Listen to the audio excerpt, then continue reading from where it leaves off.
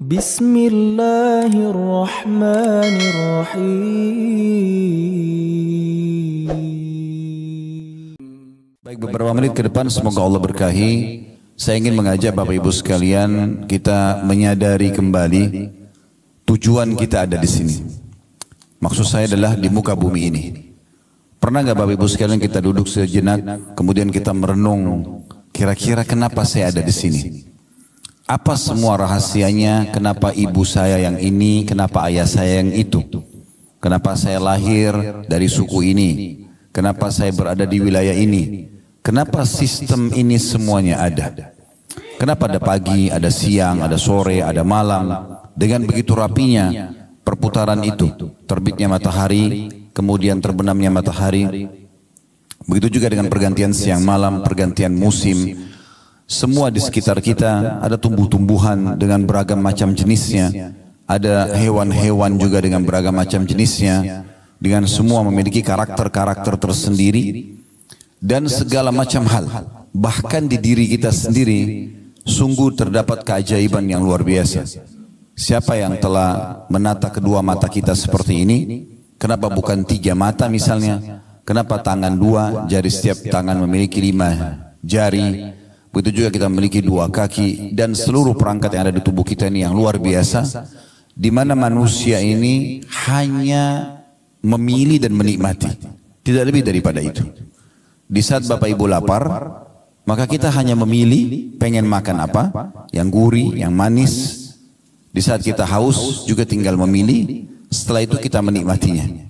Lewat makanan dan minuman tersebut, ukuran sepertiga jari kita saja di tenggorokan kita sudah tidak pernah ada ikut campur lagi di makanan dan minuman tersebut. Yang mana komposisi zat besinya dan intinya menjadi nutrisi buat tubuh itu akan diserap dengan sebuah sistem raksasa dalam tubuh kita. Kemudian yang tidak dibutuhkan akan menjadi kotoran yang harus kita keluarkan juga tertata dengan sistem yang rapi.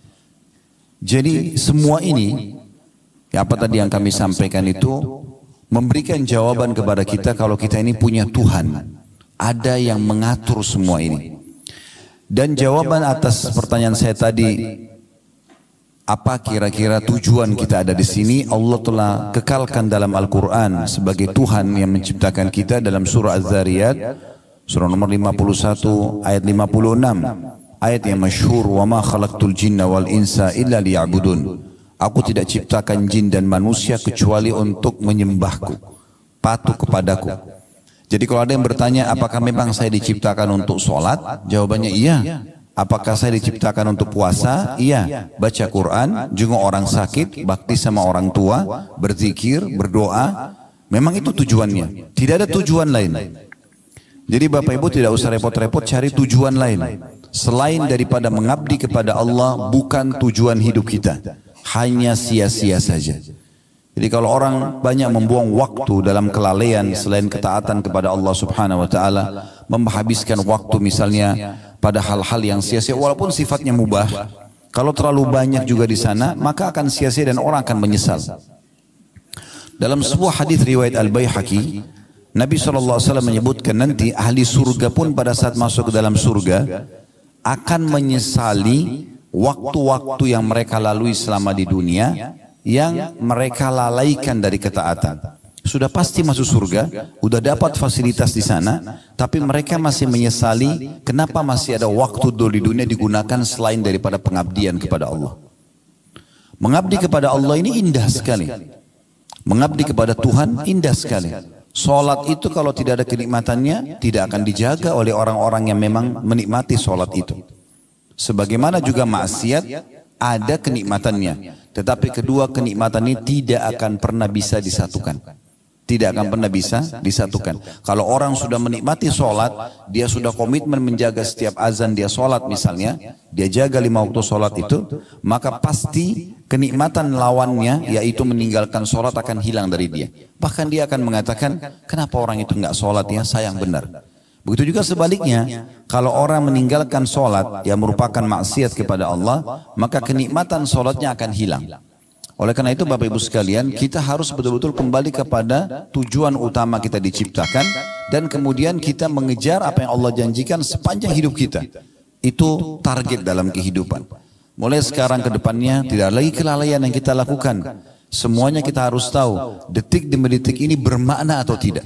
Sebagian ulama salaf itu sampai Bapak Ibu sekalian kalau mereka masuk ke WC, mereka menyuruh anak mereka untuk membaca kitab di depan pintu WC agar dia tidak sia-sia. Karena di WC nggak bisa berzikir, tapi dia tidak mau ada detik-detik masa hidupnya yang lewat tanpa ada ibadahnya. Yang penting dia dengar ilmu supaya ada faedahnya. Sampai seperti itu. Apalagi kalau mereka sedang tidak di WC, mereka akan terus tersibukkan dari ilmu ke ilmu. Mungkin nama Imam Nawawi rahimahullah tidak asing buat kita. Belum meninggal di umur 39 tahun, belum 40 tahun sudah meninggal. Tapi siapa yang tidak kenal karya Imam Nawawi rahimahullah? Beliau dalam satu hari belajar di 13 guru dengan membahas 13 kitab yang berbeda. Artinya kalau Bapak Ibu hadir di pengajian seperti ini 1 jam misalnya, itu berarti satu tema. Imam Nawawi satu hari 13 kitab di 13 guru yang berbeda. Jadi dari pagi sampai malam sibuk dengan ilmu. Tidak ada waktu untuk hal-hal yang selain tujuan hidupnya. Belajar agama supaya dia tahu panduan hidupnya, kemudian dia mengerjakan apa yang diperintahkan dan meninggalkan apa yang dilarang. Itu orang yang memahami tentang masalah tujuan hidupnya. Orang yang memahami tujuan hidup ini juga akan mengetahui tentang masalah takdir, keputusan Allah subhanahu wa ta'ala. Karena kita sedang membahas tema pilihan Allah terbaik, maka kita tidak pasti luput membahas masalah takdir. Tolong digarisbawahi Bapak Ibu sekalian, Allah subhanahu wa ta'ala tidak menentukan takdir buruk. Semua takdir Allah itu baik. Semua takdir Allah baik. Allah menentukan semuanya dengan hikmahnya. Jadi cara memahaminya adalah semua Allah catatkan baik walaupun itu buruk di mata seorang hamba. Misal contoh, Bapak Ibu rasa setiap hari lapar kan? Rasa haus, rasa capek. Siapa di antara kita yang tidak pernah sakit misalnya? Tapi mungkin di mata manusia itu tidak enak. Karena kalau ditanya apakah Anda mau lapar, Anda akan katakan tidak. Mau haus, Anda akan katakan tidak. Mau capek, Anda katakan tidak. Tetapi kalau kita lihat dengan kacamata agama, secara spiritual atau secara keimanan, maka kita akan faham ternyata semua itu dengan takdir yang luar biasa dari Allah subhanahu wa ta'ala baik. Karena dengan lapar akan nikmat seseorang itu makan. Dengan haus akan nikmat seseorang itu minum. Dengan capek akan nikmat seseorang itu istirahat. Coba bayangkan Bapak Ibu sekalian kalau kita sudah kenyang, habis makan 2 piring makanan misalnya, sudah sangat kenyang, lalu ditawarkan lagi ayam goreng, kambing bakar, masih mau makan kira-kira? Enggak. Tapi kalau kita lagi lapar, walaupun nasi sama sambal sama tempe saja lahap sekali makannya. Tapi orang sering memandang dengan mata dia, lapar itu jelek. Padahal sebenarnya itu adalah takdir Allah yang sangat baik. Karena dengan lapar nikmat kita makan. Begitu juga dengan haus. Kalau Bapak Ibu lagi tidak haus lalu bertamu ke rumah orang, lalu ditanya, mau minum apa Pak? Mau minum apa Bu? Apa ya? Kita masih punya pilihan. Tapi kalau orang haus, saya pengen minum air es misalnya. Air dingin. Kita menikmati sekali pada saat kita minum air es tersebut misalnya. Contoh yang lain juga pada saat Bapak Ibu misalnya dari pagi sampai malam tidur terus. Mulai dari habis subuh misalnya anda tidur, cuma bangun sholat duhur tidur lagi, sholat asar tidur lagi, maghrib, terus malam Bapak Ibu disuruh tidur lagi. Kira-kira bisa tidur gak? Enggak kan? Baik, kalau Bapak Ibu sudah aktivitas dari pagi, sangat letih, maksimal waktunya sampai malam. Begitu malam kita ngantuk, tidur, walaupun cuma sejam 2 jam nikmatnya luar biasa. Berarti capek itu perangkat untuk menikmati tidur itu. Karena orang kalau tidak capek, nggak lelap tidurnya. Banyak orang menganggap capek itu tidak baik. Sakit misalnya. Siapa di antara kita yang tidak pernah flu, demam, keselio? Semua orang merasakan. Kalau Bapak Ibu sendirian yang rasakan, mungkin Anda bisa anggap itu sebuah azab. Tapi kan semua orang rasakan. Ada di sini jemaah sekalian yang belum pernah flu. Saya mau kasih mikrofon untuk sampaikan pengalamannya kalau selama hidup nggak pernah flu. Gak pernah demam. Baik, mungkin itu sudah umum. Ada nggak di sini yang belum pernah digibah oleh orang? Selama hidup, nggak pernah digosipin, nggak pernah difitnah. Ada? Kalau ada, tolong naik ke sini sampaikan pengalamannya. Artinya itu standar kan? Semua orang merasakan. Lalu apa hikmahnya? Kenapa harus ada ujian ini? Supaya kita tahu nikmatnya lawannya. Misalnya kalau sakit kita tahu nikmatnya sehat. Di saat kita lagi meriang, hikmah Allah subhanahu wa ta'ala sebagai takdir yang baik di situ. Kalau kita lagi sakit meriang, di depan kita ada orang yang sehat lagi minum air es, air dingin. Kita akan mengatakan enak benar ya pada saat kita sehat. Jadi kita bisa menilai itu. Karena manusia kalau tidak dikasih rambu-rambu seperti ini, dia akan lost control. Dia akan lupakan semua nikmat ini. Maka ujian-ujian yang datang justru untuk mendatangkan penilaian positif terhadap nikmat Allah yang sedang Allah berikan kepada kita.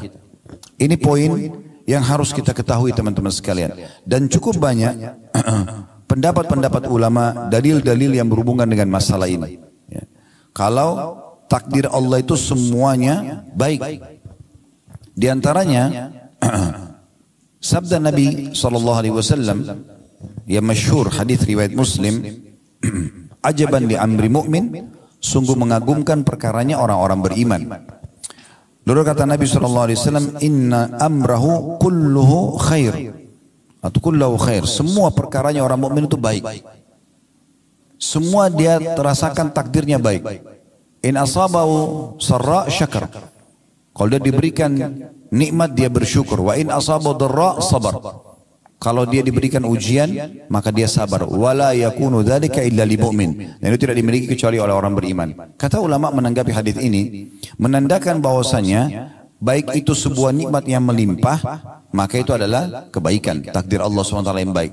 Baik itu sebuah ujian, juga itu adalah takdir yang baik Allah Subhanahu Wa Taala. Tapi orang beriman yang bisa menilai ini. Bagaimana kita sekarang merasakan dan menilai kalau ujian itu adalah sebuah nikmat? Sakit, diganggu orang, segala macam. Allah Subhanahu Wa Taala memudahkan Bapak Ibu sekalian agar kesalahan-kesalahan yang kita lakukan ini itu memiliki banyak opsional agar bisa dibersihkan. Karena kan setiap pelanggaran akan ada hukumannya ya. Misal Bapak Ibu kerja di satu perusahaan, maka kalau orang melanggar peraturan perusahaan akan ada hukuman. Kalau mungkin biasa di perusahaan itu SP, surat peringatan 1, SP1, SP2 dan seterusnya. Nah sampai terakhir puncaknya di PHK misalnya, ada hukuman. Nah orang juga kalau melanggar hukum Allah ada hukumannya. Allah memberikan banyak kita opsi supaya hukuman yaitu tidak menimpa kita. Seperti misalnya taubat. Selain taubat datangnya ujian-ujian. Sakit, gangguan orang. Ternyata itu menyelamatkan kita dari siksaan nanti di akhirat karena perbuatan kita.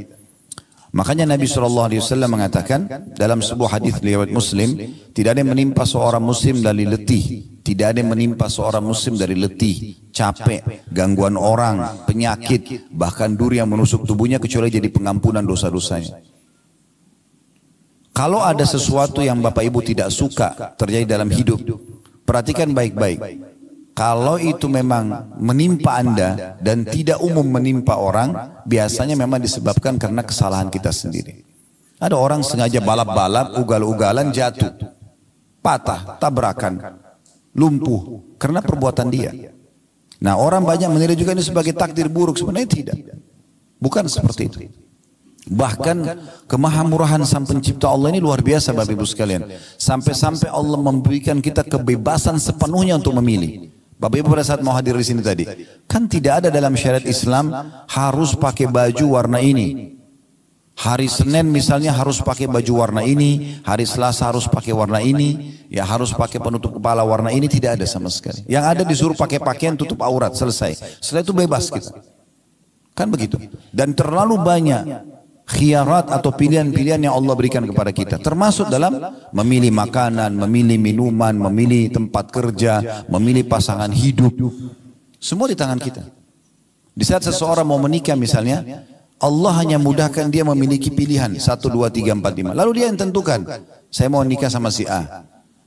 Ada perusahaan A, B, C dia mau kerja, dia tinggal tentukan, saya mau kerja di perusahaan B misalnya. Semua diberikan kesempatan. Bahkan lebih besar daripada itu, untuk beriman ataupun kafir kepada Allah, Allah mengatakan faman syaa'a falyu'min wa man syaa'a falyakfur. Siapa mau beriman silahkan, maka dia akan dapat semua apa yang dijanjikan untuk orang beriman. Kebahagiaan di dunia dan juga balasan sempurna di akhirat. Wa man syaa'a falyakfur. Siapa yang mau berkufur silahkan saja. Nanti teman-teman sekalian, orang-orang kafir yang masuk ke dalam neraka itu masuk ke dalam neraka dalam kondisi meyakini keadilan Allah Subhanahu wa taala. Karena yang membuat mereka masuk pilihan mereka sendiri. Begitu luar biasanya Allah berikan kebebasan kita untuk memilih. Tinggal bagaimana kita menentukan jalan kita masing-masing. Banyak pendapat ulama tentang masalah ini, diantaranya adalah pendapat Syekh Utsaimin rahimahullah, salah satu ulama di Saudi yang sudah meninggal. Beliau mengatakan kurang lebih terjemahnya, takdir itu tidak ada yang buruk. Takdir tidak ada yang buruk. Yang buruk hanyalah yang ditakdirkan atau al-makdur. Artinya makhluk yang merasakannya jelek. Tapi Allah tidak menentukan yang jelek itu. Takdir jika dilihat dari perbuatan Allah, semua takdir itu adalah baik. Sebagaimana disebutkan dalam sebuah hadis, kejelekan tidak disandarkan kepadamu ya Allah. Jadi ada potongan doa teman-teman sekalian, itu disebutkan dalam riwayat Muslim, ya, bahwasanya wasyarru laisa ilaik. Keburukan tidak akan pernah disandarkan kepadamu ya Allah. Itu Nabi SAW sering baca dalam sholat beliau. Ya.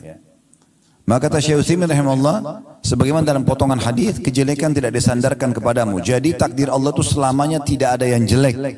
Karena ketetapan takdir itu ada karena rahmat dan hikmah Allah. Kejelekan murni hanya muncul dari pelaku kejelekan itu sendiri. Karena Allah sudah tentukan ya, misalnya ada pelanggaran akan kena hukuman ini. Nah karena dia melanggar, dia kenalah hukuman tersebut.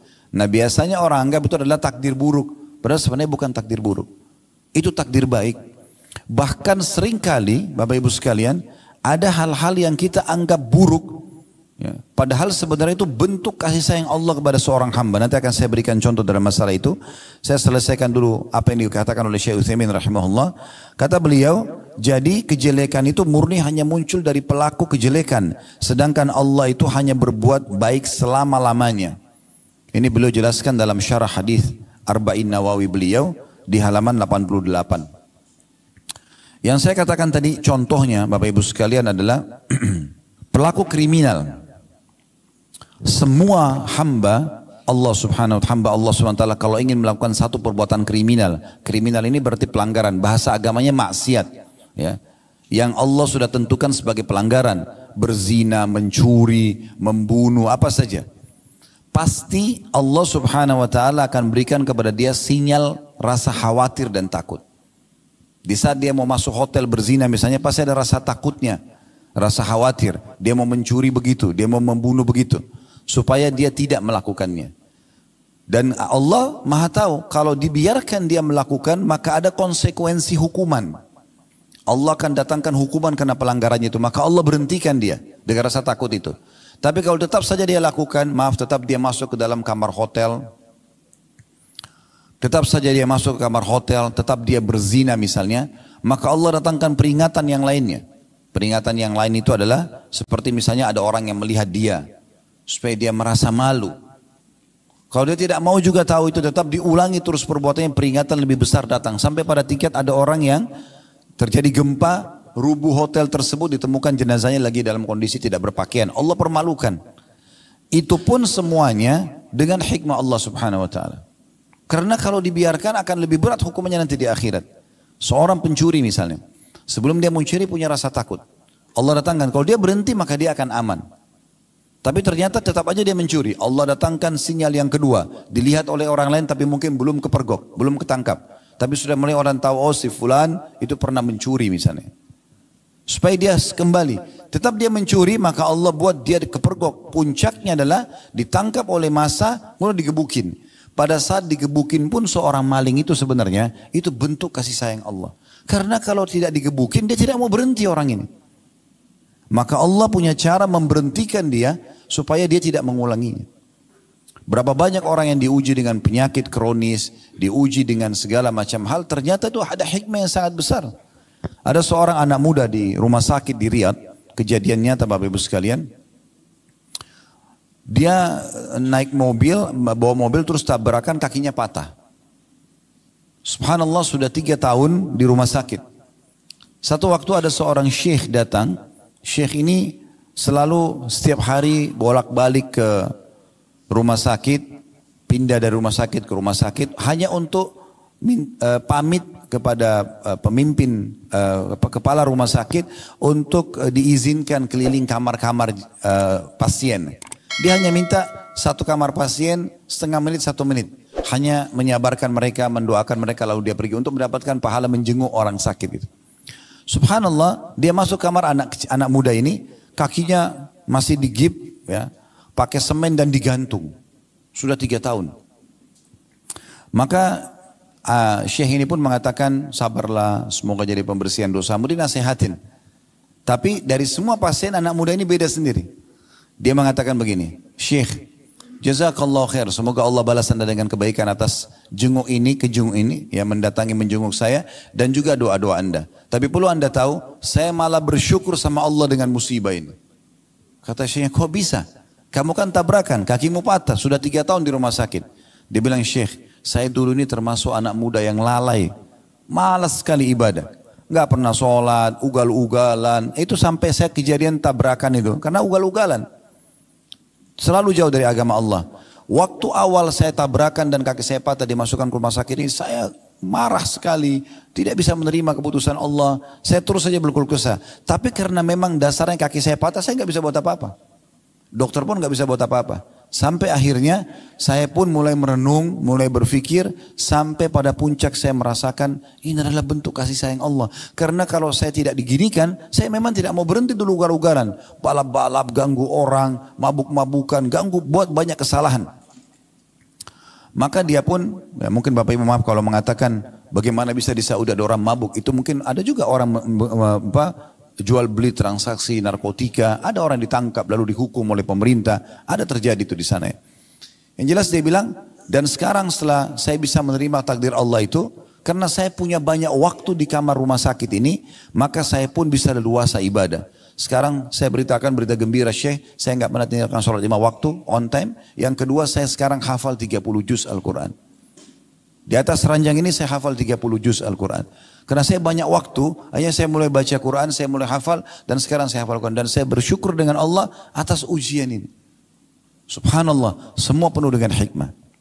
Ada kisah yang lain, seorang dosen di Ummul Qura, Dr. Muhammad, beliau menceritakan dalam salah satu ceramahnya, saya hanya menukil ini tentang bagaimana kita memahami keputusan Allah itu luar biasa. Sangat baik sebenarnya. Tapi tinggal bagaimana makhluk ini kita sebagai hamba berhusnudzon, bersangka baik kepada Allah, walaupun buruk di mata kita. Beliau menceritakan tentang seorang sahabatnya melamar seorang wanita. Setelah sepakat, sudah cocok semuanya, ditentukan hari pernikahan. Subhanallah, 2 minggu sebelum acara pernikahan, tiba-tiba saja tanpa sebab apa-apa, pihak perempuan, si anak perempuannya membatalkan pernikahan. Dan dia mohon-mohon sama orang tuanya, tolong batalkan pernikahannya, saya tidak mau nikah sama laki-laki ini. Maka si laki-laki ini bingung, apa sebabnya? Dia coba konfirmasi, karena ini sudah deal, sudah oke, tanggal sekian akan menikah. 2 minggu lagi akan ada acara, undangan sudah disebarluaskan. Ini gimana memahaminya, ini bagaimana cara menanggapi masalah ini? Maka dia tanya ke orang tua perempuan itu, mereka bilang kami tidak bisa buat apa-apa. Kami sudah coba ngerayu anak ini, kami sudah jelaskan tentang menjaga nama baik, kami sudah jelaskan pernikahan itu baik dalam agama, tapi tetap aja dia tidak mau. Pokoknya dia minta dibatalin. Kata Dr. Muhammad, beliau mengatakan akhirnya dibatalkan pernikahan tersebut. Dari semenjak pembatalan pernikahan dia bilang, teman saya ini terus berdoa sama Allah. Sekarang satu masjid sholatnya, antara azan iqamah, saya duduk di sebelahnya, yang saya dengar, ya Allah kembalikan wanita ini kepada saya menyukainya, mudahkan pernikahan kami, minta semua kebaikan. Dia bilang saking seringnya berdoa ini, antara azan dan iqamah, kalau lagi ketemu misalnya sholat malam sama-sama, dia berdoa lagi sama, kalau apa saja kesempatan ibadah dia selalu berdoa, minta khusus untuk kembali wanita itu suka sama dia dan mau menikah. Kata Dr. Muhammad, saking saya prihatinnya sama dia sampai saya mengatakan, saya pun angkat tangan ke langit mengatakan, ya Allah mudahkan buat teman saya. Tapi subhanallah, berjalan sampai 2 pekan berturut-turut, lewatlah hari H kesepakatan pernikahan, perempuan ini dilamar oleh laki-laki lain, menikah dia. Perempuan itu menikah sama laki-laki lain. Coba bayangkan kalau kita di posisi orang ini berat sekali gitu. Karena dia sudah oke, dia sudah suka, perempuan itu suka, tiba-tiba batal tanpa sebab. Ditanya kenapa, pokoknya sudah tidak mau aja. Dan akhirnya menikah sama orang lain. Kata Dr. Muhammad, setelah menikah tentu laki-laki ini sudah batalin doanya ya. Karena kita tidak boleh minta orang cerai sama suaminya, gitu kan. Tidak boleh juga tidak ada juga poliandri dalam Islam. Enggak boleh perempuan punya dua suami, gitu. Dia berhentikan doa. Lalu dia bilang, Dr. Muhammad yang cerita, saya baru melihat hikmah Allah Subhanahu wa taala, bagaimana sayangnya Allah sama teman saya ini, justru setelah wanita itu nikah sama laki-laki yang jadi suaminya sekarang. Sebulan setelah pernikahan, payudara laki perempuan ini itu sebelah kanan kena kanker ganas dan harus dipotong. Ini bulan pertama pernikahan. Ya kalau kita bilang Indonesia masih bulan madu. Bulan kedua, kanker itu tumpahnya menyebar ke payudara sebelah kiri dan juga harus dipotong. Ini kisah nyata. Dan bulan ketiga, urat saraf otak bagian belakang wanita ini itu ada bermasalah sampai membuat kedua matanya buta. Dan di bulan keempat wanita itu meninggal dunia. Apa kata Dr. Muhammad? Subhanallah, kalau teman saya ini ya, menikah sama dia tersebut, mungkin dia cuma jadi pengurusnya dan mungkin makin sakit dia karena sudah interaksi biologis, sudah jadi suaminya. Tapi Allah punya hikmah yang luar biasa menyelamatkan kita dari hal-hal yang mungkin di mata kita baik, tapi mungkin tidak baik di mata Allah Subhanahu wa taala. Allah ini Bapak Ibu sekalian lebih sayang kepada kita daripada sayangnya ibu kita kepada kita. Dalam hadis Bukhari disebutkan, pernah Nabi SAW selepas selesai memenangkan peperangan, rupanya di tawanan musuh ada satu ibu ini masih masa menyusui. Dia kehilangan anaknya. Kemudian dia datang ke tawanan perang dan setiap kali dia lihat anak kecil diangkat, dibalik, dilihat mukanya bukan anaknya, diturunkan lagi sampai dia dapat anak dia. Begitu dia dapat anak dia, langsung dia peluk, disusuin anak itu. Di kancah peperangan penuh debu, lagi suasananya luar biasa, tapi karena ibu ini kehilangan anak, begitu dia dapat, dia sudah lupa semua itu. Anaknya dimasukin ke dalam bajunya, disusuin sama dia. Nabi SAW melihat itu. Lalu Nabi SAW bilang kepada para sahabat, apakah kalian lihat ibu itu? Mereka mengatakan, iya ya Rasulullah. Baik, apakah kalian mengira ibu ini akan mau melempar anaknya ke dalam api? Kalau kita bakar api ini, api unggun, kita suruh ibu itu lempar anaknya, mau nggak? Kata sahabat, tentu tidak ya Rasulullah. Tidak mungkin. Dia pasti akan terus mempertahankan anaknya selama dia mampu. Kata Nabi SAW, demi zat yang jiwaku dalam genggaman yang maksud demi Allah, sesungguhnya Tuhan kalian Allah lebih sayang kepada kalian daripada ibu itu kepada anaknya. Allah tidak ingin kita celaka. Allah tidak ingin kita masuk ke dalam neraka. Allah nggak ingin kita lapar, nggak ingin kita haus, nggak ingin kita merasa penderitaan, gitu kan? Tetapi sering kali terjadi ujian-ujian itu karena perilaku hamba itu sendiri. Dia penyebabnya. Dia melakukan pelanggaran agama yang akhirnya memang Allah sudah tentukan sebagai takdir, keputusannya akan kena hukuman ini misalnya. Seperti itu. Jadi kita tinggal berhusnudzon dengan Allah Subhanahu wa taala. Kapan kita sudah berbuat baik, kita pertahankan. Kapan kita berbuat yang salah, kita segera bertaubat. Orang yang segera kembali ke Allah Subhanahu wa taala, maka secara otomatis ya, dia akan mendapatkan yang terbaik dari Allah Subhanahu wa taala. Ada juga satu kisah yang lain. Ini kebetulan kisah nyata. Seorang wanita pernah berteman sama istri saya. Berjalan rumah tangga si teman istri saya ini, kalau tidak salah 15 tahun. Mereka nggak punya anak. Entah kenapa, subhanallah, si laki-laki si suaminya ini orang baik, suka bekerja, dia bekerja di tempat yang benar, juga dia sebagai suami yang ideal. Tapi tiba-tiba istrinya ini berkenalan sama laki-laki lain. Ya, kemudian dia, bahasa sekarang orang pacaran, selingkuh. Setelah itu dia paksa suaminya untuk menceraikan dia. Yang terjadi adalah si suami ini karena sudah 15 tahun berumah tangga, dia juga nggak punya salah. Kemudian tiba-tiba dia bilang, ada salah apa sama saya? Saya tahu karena kebetulan istrinya adalah sahabat istri, teman istri saya gitu. Kemudian dia bilang, ada apa dengan saya? Apa salahnya? Terus saja dia coba ya mengorek, tapi tetap istri bilang tidak mau. Intinya cerailah akhirnya, ya, dan itu sangat menyakitkan bagi si laki-laki ini. Kemudian perempuan itu nikah sama selingkuhannya. Kisah nyata ini. Ini kebetulan kami tahu betul kisahnya. Dan alhamdulillah ini bukan ghibah karena kita tidak menyebutkan nama. Ya. Maka setelah berjalan waktu, mungkin setelah kejadian itu sekitar 5-6 tahun. Ya, kejadian itu, saya ada tablik akbar di Makassar. Setelah selesai tablik akbar bubar, ada orang dari jauh salam sama saya. Assalamualaikum. Saya kurang kenal gitu. Karena performanya sudah berubah. Ya. Lebih agamis lah gitu ya. Pakaiannya segala macam penampilannya. Kemudian setelah dekat baru dia sebut namanya, saya si Fulan. Ustaz masih ingat. Oh ternyata ini adalah suaminya perempuan itu. Yang 6 tahun lalu atau 5 tahun lalu ditinggal sama istrinya, istri selingkuh terus nikah sama selingkuhnya. Kalau setelah itu saya putus kontak gitu. 6 tahun kemudian, 5-6 tahun kemudian saya ketemu, ternyata dia orang ini. Dan hadir di tablik akbar kami. Terus saya karena merasa prihatin, saya masih ingat kasus dia, lalu saya tanya, maaf. Jadi setelah tanya kabar segala macam, lalu bagaimana kejadiannya? Oh alhamdulillah dia bilang. Orang ini bilang, suami tadi si perempuan yang selingkuh itu. Alhamdulillah.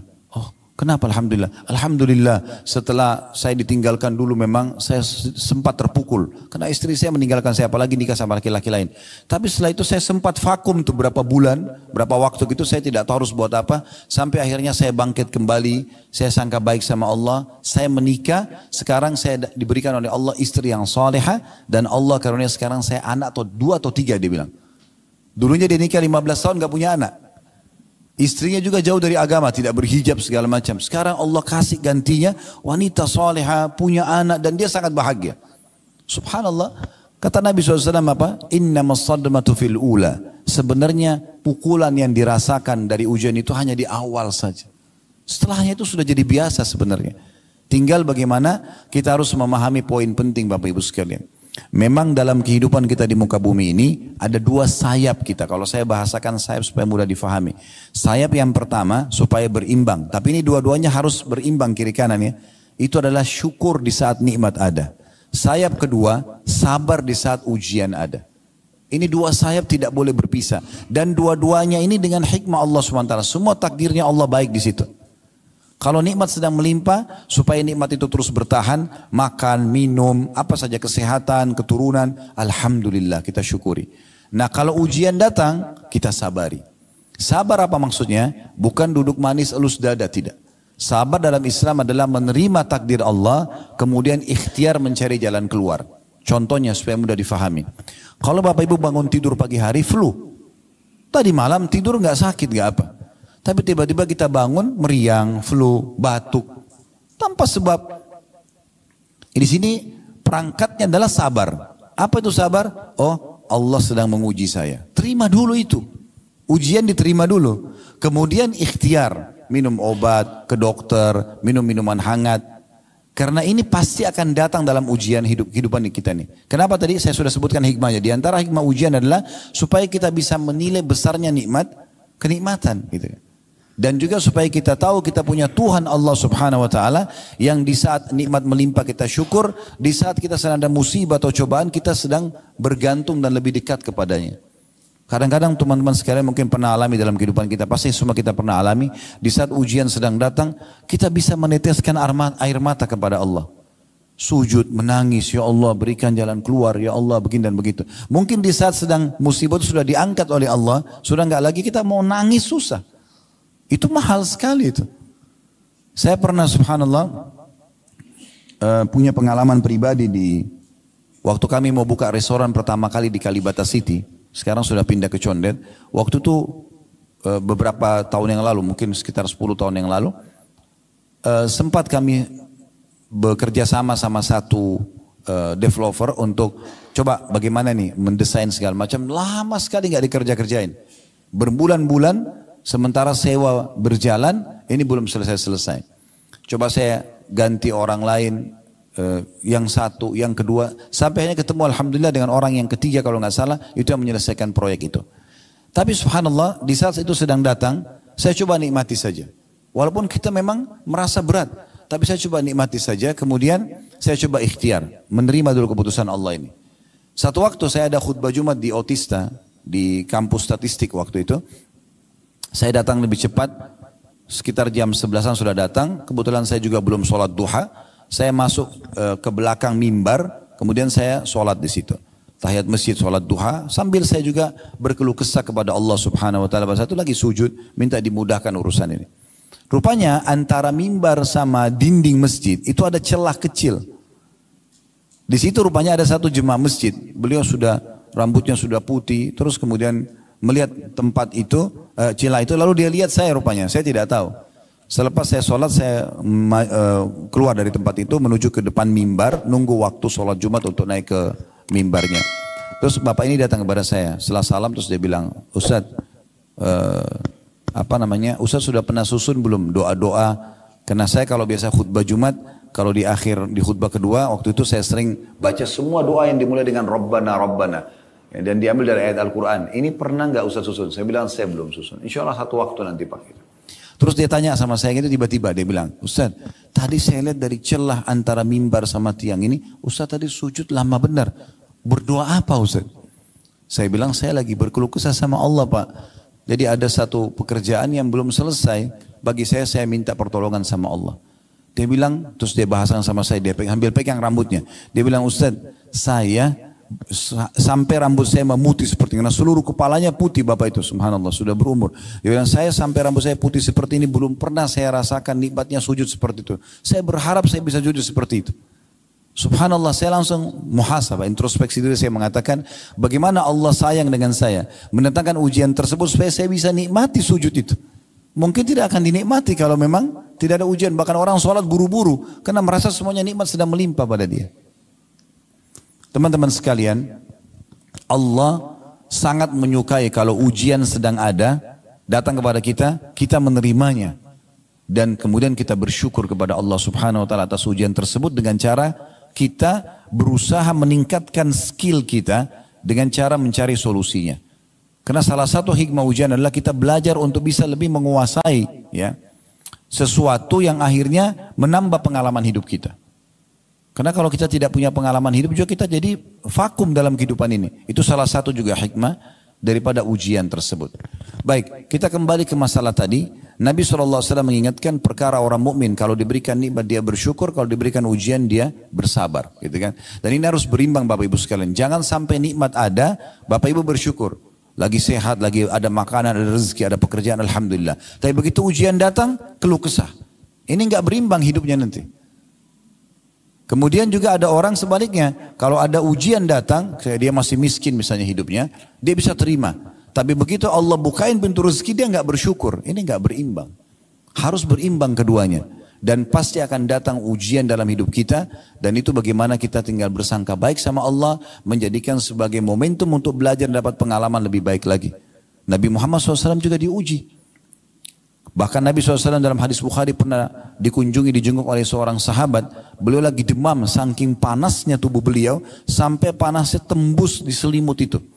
Sahabat ini pegang sambil mengatakan, ya Rasulullah, sesungguhnya anda ditimpa demam yang tidak normal nih. Luar biasa ini. Kata Nabi SAW, iya, aku diuji oleh Allah 2 kali lipat dari ujian kalian.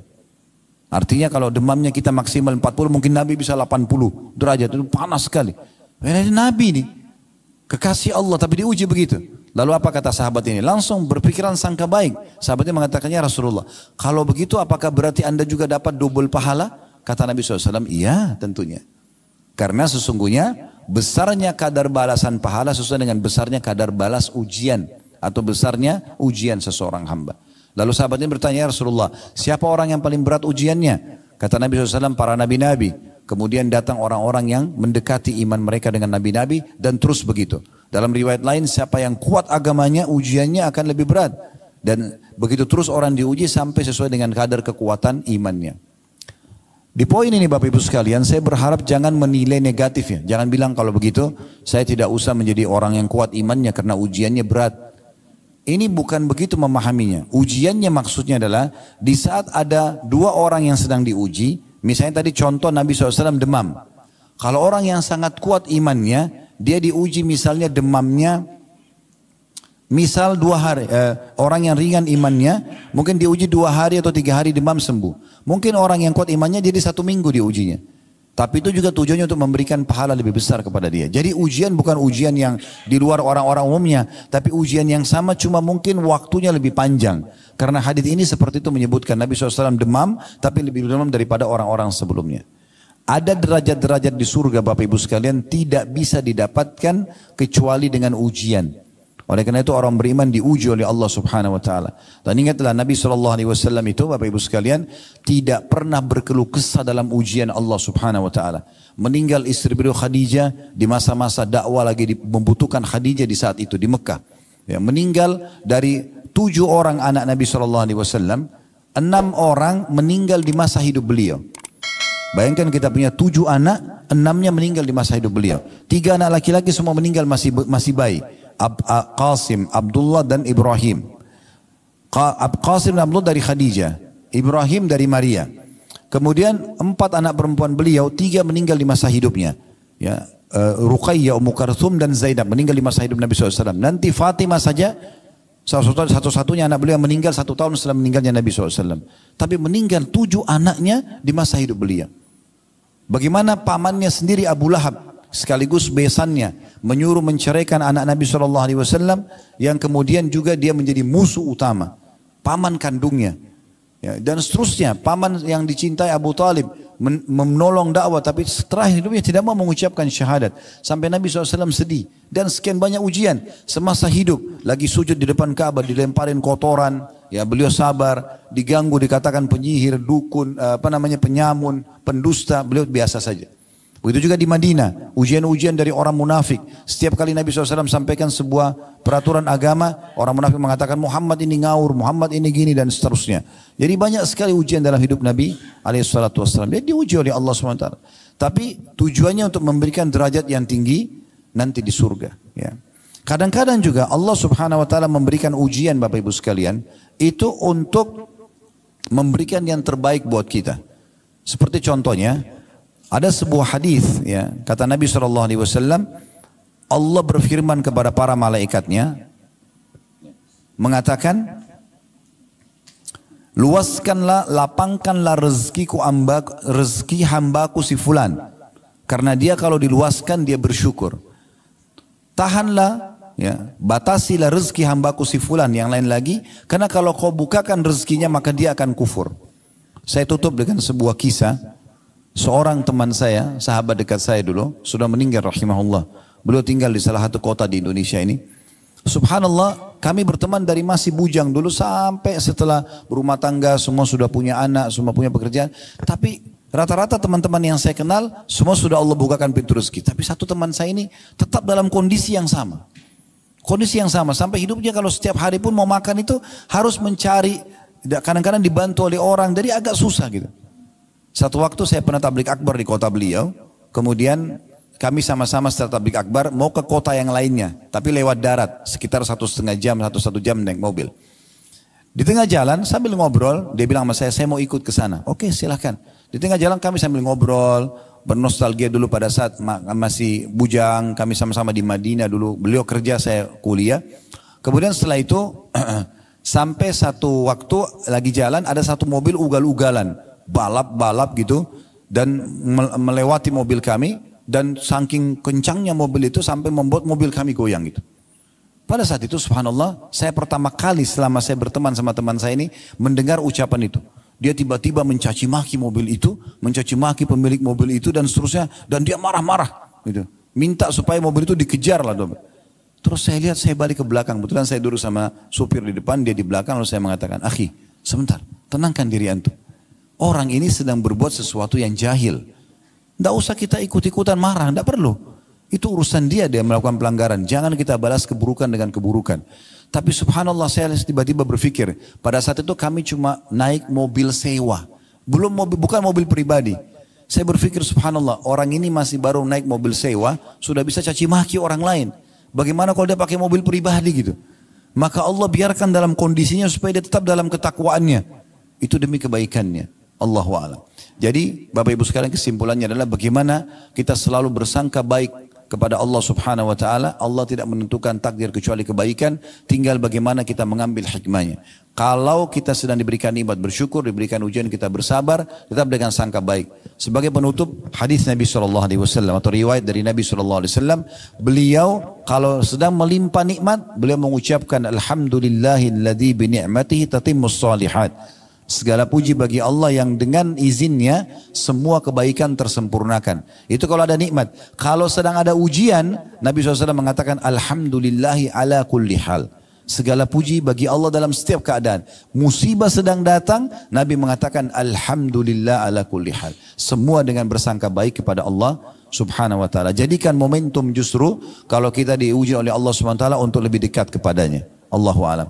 Kita berharap Allah Subhanahu wa taala memberkahi majelis kita ini. Allah jadikan sebagai tambahan ilmu yang bermanfaat dan juga dijadikan sebagai tambahan amal kita pada hari kiamat. Semoga semua yang hadir dalam acara offline ini ataupun juga online dipenuhi semua hajat-hajatnya, dimaafkan kesalahannya, disembuhkan penyakitnya, diluaskan rezekinya, diberkahi sisa umurnya semua di atas ketaatan, serta dimaafkan seluruh kesalahan masa lalu dan ditutupi semua aib-aibnya, serta semoga Allah Subhanahu wa taala menyatukan kita semua di surga firdausnya tanpa hisab, semoga disatukan dalam majlis ilmu yang mulia ini. Baik, kalau ada benar pasti dari Allah, kalau ada salah dari saya mohon dimaafkan. Subhanakallahumma bihamdika asyhadu an la ilaha illa anta astaghfiruka wa atubu ilaik. Wassalamualaikum warahmatullahi wabarakatuh.